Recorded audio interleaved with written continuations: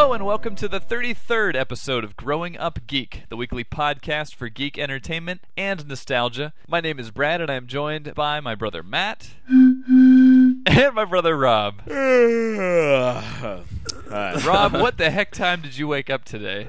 Tell our listeners, don't be shy. Okay, well, you called me about an hour ago.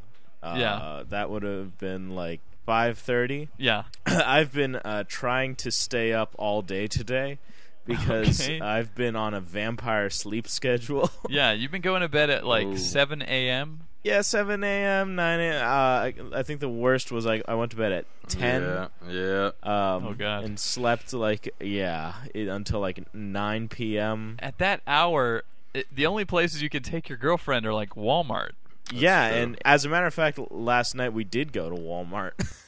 Yeah, I've been there in the past as well. Absolutely. Yes. I think we all have. Any true geek has been on the vampire schedule. what Well, is I've with heard that? I've heard one suggestion for dealing with it Okay. from an older guy at work. Apparently, if you go and sleep on people's porches for like Oh. a month, you'll always wake yourself up with the fear of being found. So, Hey, I think that works good. yeah. Rob, good luck That's- convincing you your know- girlfriend to do that. I mean, I heard scientific stuff like exposure to blue lights Mm-hmm. to help you reset your clock, but I gotta say, something always bizarre enters your brain whenever you're lacking this much sleep, and I have two words for you that sum up my lack of sleep. Okay. Scandal bacon. Okay. It's Yeah. a product. I will What? sell it. Is It's it a an actual scandal. product? Just real quick. It's We got to bacon. get to our... No, Yeah, no, go ahead. no. It's a scandal. It's bacon. It's scandal bacon. Wow. All right. You heard it here first, folks. So, Matt, how has your week been? Not too terrible. I recently lost a pair of glasses at a concert, and I was blind for about 3 days. I had to go get a new eye exam. I got a brand new spanking pair of glasses that look... Sweet. I've been told they look nice. But the doctor also told me that as I age, I will always be able to read up close without glasses, even as my eyes get worse for distance. So that's kind of comforting, knowing that That's good. I can sit in my huge leather armchair with Right. the latest fiction and That's be whisked away glassesless. sounds good. And I heard that you took those glass-covered eyes to see the X-Files movie. I've made good use of them. I went and saw X-Files, and I heard that you saw it as well. And what were your thoughts? Short sentence is good. Very much like a good episode. Yeah. Definitely Monster of the Week, as we discussed before. There's not a lot of, Yeah. long-term answers here for fans. I felt a bit like I was kind of watching Rocky V. This is the X-Files post the show, post the fans, post Mulder and Scully being in the FBI. But, it was good to see him again. I agree. It was like a Twilight episode based off of the old procedure of the show. The alien conspiracy, the overarching plot, all that is long gone. These are people getting on with their Right. lives, briefly brought back into that formula that they found themselves in. And if anything, I feel like, and if you watch to the end of the credits, what the whole movie is almost in its entirety is this it's a happy ending for Mulder and Scully, kind of this Right. reassuring, we know they'll be all right. Yeah. So, really quick, should I go see it or not? You could wait for it on Blu-ray or DVD. It doesn't download. require a theater experience, Yeah. but if you're a fan of the Okay. show, I think you'll enjoy it. And I will say, without revealing what the Monster of the Week is, actually a real thing, based off of a real documented thing. So, just okay. awesome I didn't know throwing that. out there. I would say Yeah. the title, I Want to Believe, it's that is a pattern, is a theme throughout the whole movie, including Sure. believing that we can enjoy the show again, believing that it can be directed well, believing they can act, and believing that you can have a good time watching it. And just real quick, I thought Gillian Anderson was great. I thought she should act more. Oh and I'm man, serious. yeah, she was really good. Isn't it Absolutely. Jillian? Either way you pronounce it, she was great. Yeah, Yeah. looking Great. real fine. awesome. Oh, sorry. All right. Brad, what do you got? Well, well, I had a pretty good week myself. It was a strange introduction there, but we'll just move forward. We heard you went on a musical journey. Yes, I recently got to see something that I've wanted to for a long time, which is Weird Al Yankovic in concert, and that is nerdy sounding. But and it was in Greensburg, Pennsylvania too, which is like, to hear him say Nice. "Hello, Greensburg," it's like, oh man, this is a lot of country type folk, I guess, at the show. Was there a lot of polka? There was, yeah. He kicked it off with the chicken dance polka. He went right into his new polka off his album. And you know what? I gotta say, go see a Weird Al show. You won't be let down. Costume changes, lights, video stuff going on, multimedia. He wears the fat suit, by the way, at the end. Wow. He comes out, including the chins. Yeah. It's just an entertaining thing. He did an original song called "I'm in Love with the Skipper," where he dressed up like Gilligan. Which showed slightly out of context clips of the show with like Gilligan and Skipper in a hammock together and stuff. Nice. And he had a part where he said, "Prepare for the majesty of the drum solo," and then the drummer went bam, bam, bam, and then the lights went out, and everybody went, "Yeah!" And I've never seen a concert that ended with everybody waving their cell phone in the air while Al sang, "We all have cell phones, so come on, let's get real." It was very fun, and I recommend it. So that was a good week. It sounds like we all had a pretty decent week. So let's get into geek news here. Actually, for the entire show, because there is so much geek news coming down the pipe. Yep. And if I say geek news one more time, beat me with a pipe. And here we go. Pipe that the news is coming down. Beating you with it. Yeah. Boop. Oh, we will start with Matt. What interested you this week? Well, there were a couple different things, mostly in the technology sector. A coating, a new chocolate coating. A new chocolate coating. In the last year and a half, I've lost 2 phones to water damage. One, I carried into a hot tub in Florida. Rob was there, so he's partly to blame. Right. But the other one, I had foolishly set on top of a glass, and the phone was set to vibrate. So as it rang and vibrated, it slid across the glass and into the cup of tea. Ooh. But a technology being sold by a company called Golden Shellback, who are claiming that they can take just about any cell phone out there and put this micron-thin coating on it that it looks like a nearly transparent grayish coating. Okay. You can barely tell it's on there. And they take out the internals, they dip them in this liquid, and it creates a perfect hermetic seal around those components. So even if it falls in water, then it stays safe. Yeah, you don't have to have a thick plastic coating. A waterproof camera has to have this big coating on it. That's exciting to me. Sounds good. Hopefully it becomes standardized. I don't know that it will. I can't guarantee that we'll all have waterproof phones in the next year, thanks to Golden Shellback. I won't hold you to it if they don't become the standard. But it sounds pretty interesting. Yeah. We will look forward to that. Rob, what interested you this week? I mean, a lot of stuff has been going on with Comic-Con, obviously. Yeah. I got to give a shout-out to Joss Whedon, of course. He has a new TV show called Dollhouse coming out. Sadly, it's still on Fox, so cancellation is inevitable. Yeah, I heard that there's already fans publishing websites that say "Save Dollhouse" in anticipation of it being, canceled like Firefly. Yeah. And Joss Whedon was saying, please don't do that. He doesn't want people to feel like, the show's in trouble before it even begins. Is it going to be sci-fi, or does anybody know? It's science fiction. It's like an organization that has these people. They can program to act any way their clients want them to. And then, of course, the question is, if you erase their minds, are their souls still intact? Yeah, you mentioned that you saw the trailer and that you felt like it was higher budget. Absolutely. I mean, it almost looked like a movie. Yeah. I felt that it was part movie and then part Seventh Heaven. I don't know. So it'll be interesting to see, how it comes across. And I guess one more thing from Comic-Con that I really want to discuss is the announcement of a new RoboCop. Yeah, tell us about that.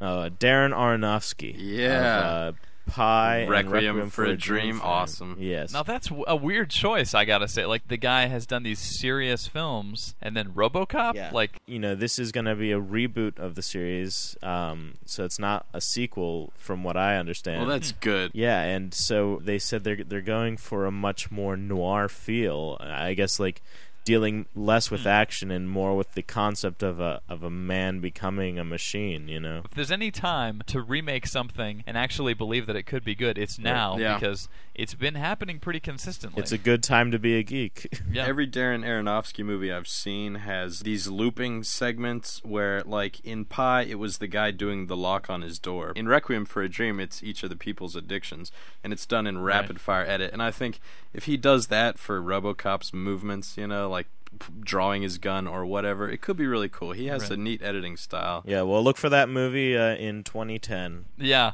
I love that we're getting previews from Comic-Con for movies that won't be out until 2010. Yep. Speaking of which, I will throw a shout out to one of the biggest releases out of Comic-Con, a teaser of the most teaser-esque kind. It was actually produced for the fans.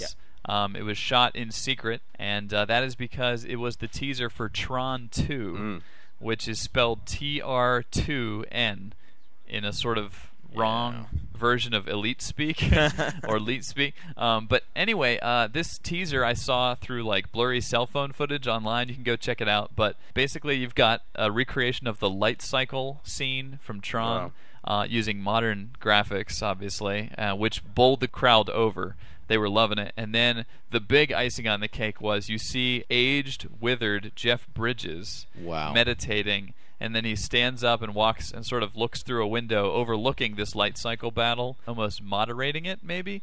And a person in the game pulls off their helmet, and it's the young Jeff Bridges, like a CG Jeff Bridges, Tron 2. So that I know that got huge excitement. I wanted to ask you guys real quick, like, do you believe in Tron 2? Do you care? Like, I mean, can you 30 years later remake something like that that was basically about the birth of technology or about computer graphics and make it relevant today? Is there more to say about Tron? I think Tron did have this. I mean, it's kind of like an original Matrix, which, you know, of course, you have to give credit to Simulacron, that or whatever that book is called. But the idea of that other virtual world and how real it can be, man, they had to paint every single frame for the original movie, didn't they? Yeah. If they somehow have managed to create a convincing young CG Jeff Bridges to act opposite of currently aged Jeff Bridges, that'll be something worth. We'll be seeing that in 2010, but the teaser is here now, so I guess it riled up a lot of excitement. Kick it back to Matt. What else interested you this week? The Senate and the House have merged separate controversial anti-piracy bills into one. Oh, wow. It suggests things including the idea of a copyright czar and a corresponding government bureau. Kind of like the alcohol, tobacco, and firearms. You could eventually have guys bust your door down and seize your computer because it's been thought that you have stolen someone's intellectual property. So, sort of like in the movie Hackers? No. I mean, but will they drag you away with your towel falling off we're of you? talking about we're talking about intellectual property. So to some extent, you know, will they remove your brain? Well, I mean, this is the first in a long series of steps to remove all of our brains. Which is the ultimate intellectual property. Right, if you've stolen someone's idea, how do they get that idea back? We own your imagination, and this brings me back to They Might Be Giants. I should be allowed to think. Indeed. But yeah, this is kind of like the beginning of the thought police, you know. I mean, copyrights are put in place so that people have a motivation to be original. But, you know, to what extent are you going to say, like, oh, this is this guy's idea? You know, you're not allowed to have this idea, or you can't be rewarded for having the same idea that somebody else had. But I do think that Copyright Czar is a really sweet name. If you were in a school in preschool and one kid draws a superhero, and then you start trying to draw that same superhero because, you know, you think it's cool or whatever. Yeah. And he literally doesn't have the right to take your paper and shred it. There you go. There's some sort of deep message in there. You figure it out. What does it mean? Get inside the Rubik's Cube that is Matt's mind. Yeah. Roll that one over tonight. Or Rob during the day or whatever. Whenever you're awake. What else is going on, Rob? This one I kind of saved for last just because it's worth discussing. You showed me the new trailer for Disney's first hand-drawn animated movie in a long time. I mean, if people haven't noticed, it's been just computer graphic movie after computer graphic. But Disney is getting back into the classic formula of hand-drawn, fairy tale-based movie with a princess. It's the Princess and the Frog. Mm-hmm. Oh, the classic fairy tale about a princess who kisses a frog that becomes a prince. Yeah. By the way, I have to throw this in here. I showed this to Amber, and she was reminded of the Princess and the Pea. Can anyone tell me? And I already asked Rob, but what is the moral to the Princess and the Pea? Yeah, it's the woman has incredibly sensitive skin, so she can sense a pea is underneath the mattress. I guess it's what is the moral of you know, that? like a princess. Yeah, I don't know. It just proves that the opulent are spoiled. I don't know. Exactly. It doesn't seem like a good message. Yeah. Like, why would you tell this to your children? I can detect when someone wet the bed. I mean, You're very Astute. you're a princess. Yeah, wow. I'm royal. Anyway, that's a total Well, all right, train wreck right getting there. back- But getting yeah, back to it, exactly. yes, There's the some first nostalgia. animated film in by a the while. way. Wow. But yeah, so also that Oh, God. that's kind of exciting, you know. But here's what the big deal for me is, and I noticed this the first time, and it was interesting. This is Disney's first African American princess. Right. And by African American, you mean a black person. A black person. Yeah. Because I cannot guarantee that she's in fact American. But yeah, you're right. It's like a black heroine Yeah. and Heroine. even the Black frog, heroine. I think. Exactly. Oh, sorry. Wow, that is a first for this Disney. is breaking ground. But even the characters, like the side characters, who I thought looked funny, all sort of seem to have that kind of like urban accent going on. So Yeah, I mean, I was looking at a poster that of like Disney princesses that was at like one of the girls' dorms. I don't even want to know. They have Milan, who's Asian. They have what's her Jasmine. name? Jasmine is Indian. You know, they have all their bases kind of covered ethnically. And then I was surprised. I'm like, you know what? There's no black princess. And Is that why you kinda haven't slept? That's the real reason you've been up this. That's all why these I'm on such a bad sleep schedule. days. Yeah. You've been pondering this for days, Exactly. haven't you? Oh So, my. Yeah. Dude, I totally don't want to know what roommate has the poster of Milan Yeah, on his wall. Of all the heroines. But anyway. yeah, go ahead. exactly. Matt, are you excited about an animated Disney movie? I mean, I'm certainly we excited have about memories. that. You know, the race of the characters. I guess you could be aware of it, but yeah, I'm excited that there's an animated one for sure. Gosh, I think the last one was what, like, oh God, Hunchback? It's been so...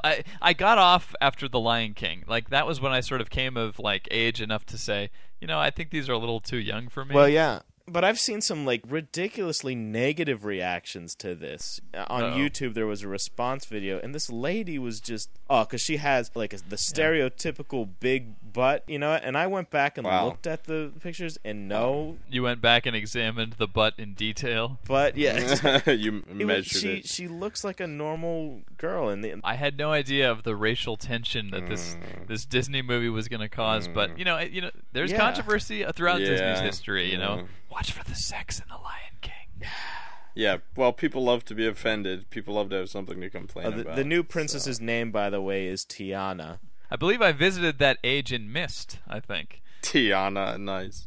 Yeah, I buy my tea at the Tiana store. It's delicious. Sweet. All right, so that's what I thought is interesting. Brad, your news, go. Live action Cowboy Bebop. What? Yeah. What? That is all I have to say. Oh. This is really early stages. The producer Erwin Stoff man. had an interview with If magazine, and he dropped the bomb on this that he had just signed this. And I can tell from your reaction you're not 100% convinced, but No. it is an opportunity for us to share our love for this anime. Yeah. My favorite anime holds a very special place in my heart. I know yours yeah. too, Matt. Yeah, absolutely. And is an anime that I actually get. You know what I mean? So many anime, I have a hard time wrapping my mind around why everybody's getting huge at the end. And watch them. It's true. But you know, yeah. great characters, a full complete story with an ending. Can it be translated into live action? Discuss. What do you think? Anything is up for an attempted adaptation. Why not? And obviously it's gonna grow the audience to some extent. The fear, of course, is negative impact versus positive impact. Is it gonna be people see that and go, ugh, that was so much crap, I would never want to be bothered with the original cartoon series. Oh, yeah. But, man, the original cartoon series is so awesome. That's really all I want. All you do by saying Cowboy Bebop is throw me into a nostalgia bender of fury. It was just an awesome genre-crossing show. Every episode went somewhere else except for the Mythos episodes that, were just good. And, a real ending. That's an ending to a show. You're going to carry that weight. And I do, and I'm nervous. That's all. I like it. I get it. Like, Americans have yet to be able to understand that a cartoon can be a serious story. Mm-hmm. Sure. Why are these cartoons talking seriously? Yeah, which, by the way, there is a cartoon movie of Cowboy Bebop, Knocking on Heaven's Door.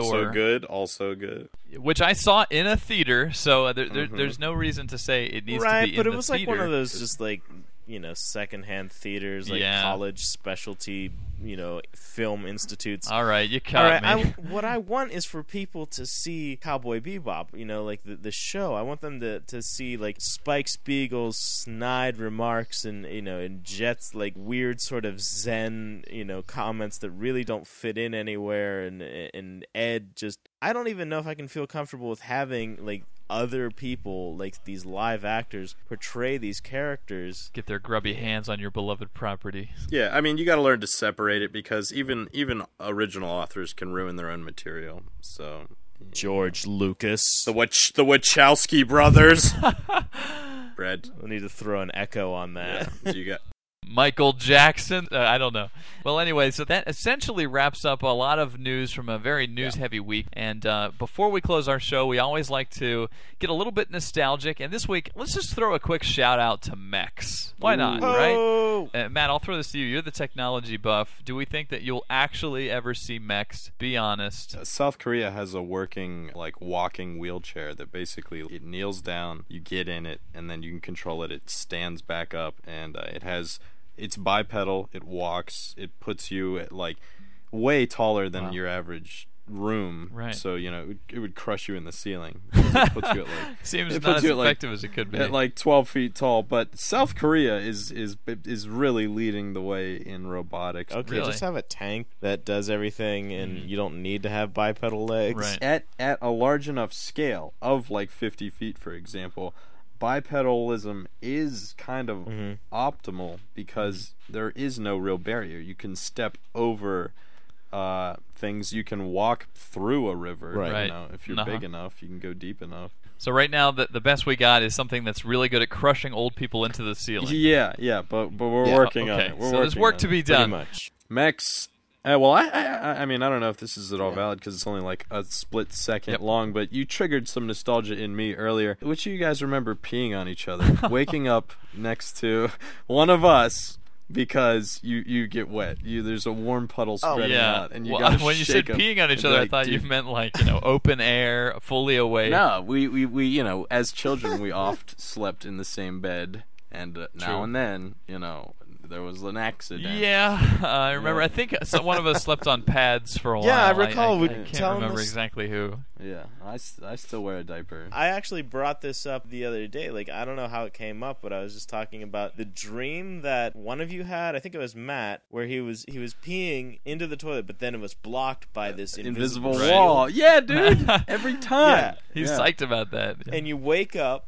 You're just like, You want to finish the story? You wake up and you find out what that invisible shield was. Yeah, it's the bed. You're peeing on the bed. You're just like, oh. Oh, I thought it was Brad. I was the shield. Yeah, you actually had peed on Brad. That would require spooning. I don't know what it is, but at some point you just stop doing that. I suppose there's some people that probably continue to wet the bed, but it's interesting to me that I never. I could drink gallons of water, go to bed, and not have any problem. What is that? Just fortitude? Just control of yourself, I guess. It's the bladder fairy comes along with an implant. Sure, we'll go with that.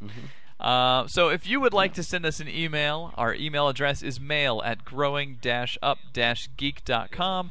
Talk to us about mechs, peeing on each other, Cowboy Bebop, X-Files, whatever interested you. If you grew up geek like us, hey, send us a line. Tell us some of your stories. We'd love to hear from you. But I think that's going to wrap it up for this week. Once again, my name is Brad. And I'm a level 3 bedwetter. And we'll talk to you later. Nice.